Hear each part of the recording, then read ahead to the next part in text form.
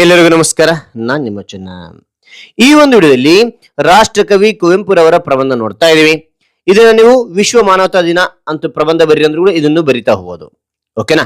ನೋಡಿ, ಇಲ್ಲಿ ಪೀಠಿಕೆಂಬಿಗೆ ಪ್ರಾರಂಭ ಮಾಡ್ತಾವ. ಇಲ್ಲಿ ಪೀಠಿಕೆ, ವಿವರಣೆ, ಉಪಸಂಹಾರ ಅಂತಕ್ಕಂಥ ನೋಡ್ತಾ ಇದೀವಿ. ಇಷ್ಟು ಬರೆದ್ರೆ ಪೂರ್ಣಾಂಕ ಬರುತ್ತಾ? ಇಲ್ಲ. ದುಂಡನೆ ಅಕ್ಷರ ಇರಬೇಕು, ಈ ವಿಷಯಕ್ಕೆ ತಕ್ಕಂತೆ ವಿವರಣೆ ಇರಬೇಕು, ಆಗ ಪೂರ್ಣಾಂಕ ಬರುತ್ತೆ. ರೈಟ್? ಪೀಠಿಕೆಂಬಿಗೆ ಪ್ರಾರಂಭ ಮಾಡ್ತಾವಲ್ವಾ? ಓಕೆ. ಕನ್ನಡ ಸಾಹಿತ್ಯದ ಆಕಾಶದಲ್ಲಿ ಪ್ರಕಾಶಮಾನವಾಗಿ ಹೊಳೆಯುವ ಮಹಾನ್ ನಕ್ಷತ್ರವೇ ರಾಷ್ಟ್ರಕವಿ ಕುವೆಂಪು.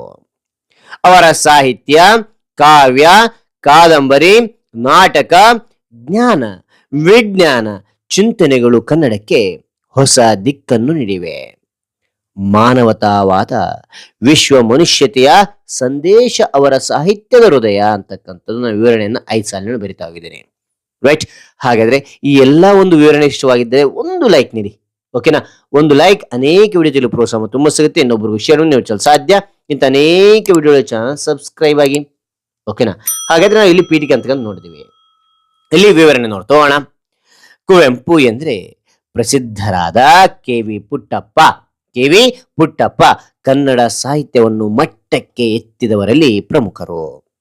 ರಾಮಾಯಣ ದರ್ಶನಂ ಅವರ ಅಮರ ಕೃತಿಯಾಗಿದೆ. ಅವರು ಕಾವ್ಯ, ಪ್ರಬಂಧ, ನಾಟಕ, ವಿಮರ್ಶೆ ಎಲ್ಲಾ ಕ್ಷೇತ್ರಗಳನ್ನು ಸ್ಪರ್ಶಿಸಿ ಅದರಲ್ಲಿ ಹೊಸತನವನ್ನು ತಂದರು ಅಂತಕ್ಕಂಥದ್ದು ಇಲ್ಲಿ ಬರೆದಿದ್ದೇನೆ. ಅದೇ ರೀತಿ ನಿಮಗೆ ಪಾಯಿಂಟ್ ವೈಸ್ ನಾನು ತಿಳಿಸ್ತಾ ಹೋಗ್ತೇನೆ. ಈಸಿಯಾಗಿ ನೆನ್ಪಿಡ್ಲಿಕ್ಕೆ ಸಾಧ್ಯ, ಈಸಿಯಾಗಿ ಸ್ಕೋರ್ ಮಾಡ್ಲಿಕ್ಕೆ ಸಾಧ್ಯ. ರೈಟ್?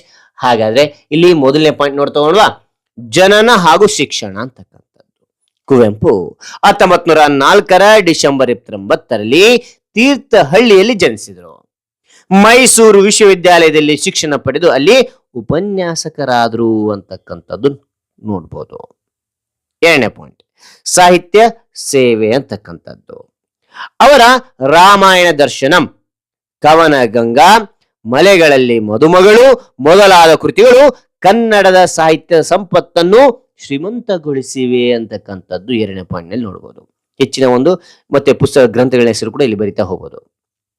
ಓಕೆನಾ? 3ನೇ ಪಾಯಿಂಟ್ ನೋಡಿ, ಮಾನವತಾವಾದಿ ಚಿಂತನೆ ಅಂತಕ್ಕಂಥದ್ದು. ವಿಶ್ವ ಮಾನವ ತತ್ವ ಅವರ ತತ್ವ. ಜಾತಿ ಧರ್ಮ ಭೇದವಿಲ್ಲದ ಸಮಾನತೆಯ ಸಮಾಜವನ್ನು ಕುವೆಂಪು ಕನಸು ಕಂಡಿದ್ರು ಅಂತಕ್ಕಂಥ ನೋಡ್ಬೋದು.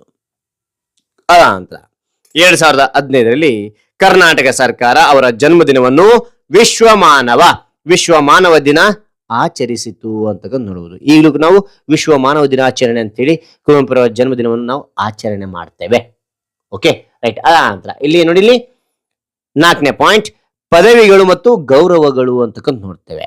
ರಾಷ್ಟ್ರಕವಿ, ಜ್ಞಾನಪೀಠ ಪ್ರಶಸ್ತಿ, ಪದ್ಮಭೂಷಣ ಮುಂತಾದ ಅನೇಕ ಗೌರವಗಳು ಅವರಿಗೆ ಸಂದಿವೆ. ಕನ್ನಡಕ್ಕೆ ನೀಡಿದ ಸೇವೆಗೆ ಕುವೆಂಪು ಸದಾ ಸ್ಮರಣೀಯರು ಅಂತಕ್ಕಂಥ ಕಂಡು ಬರ್ತೇವೆ. ಆ ನಂತರ 5ನೇ ಪಾಯಿಂಟ್ ಕನ್ನಡ ಪ್ರೇಮ ಅಂತಕ್ಕಂಥದ್ದು. ಕುವೆಂಪು ಕನ್ನಡವನ್ನು ಕನ್ನಡ ತಾಯಿ ಎಂದು ಕರೆಯುವ ಮಹಾನ್ ಭಕ್ತರು. ಭಾಷೆ, ಸಂಸ್ಕೃತಿ, ಮಾನವೀಯತೆ ಇವುಗಳನ್ನು ಉಳಿಸಿ ಬೆಳೆಸುವ ಕರೆಯನ್ನು ನೀಡಿದರು ಅಂತಕ್ಕಂಥದ್ದು ನೋಡ್ಬೋದು. ಅದ್ರ ಜೊತೆಗೆ ಉಪಸಂಹಾರ ಏನಿದೆ ನೋಡಿದರೆ, ಕುವೆಂಪು ಕನ್ನಡ ನಾಡಿನ ಶಾಶ್ವತ ದೀಪ.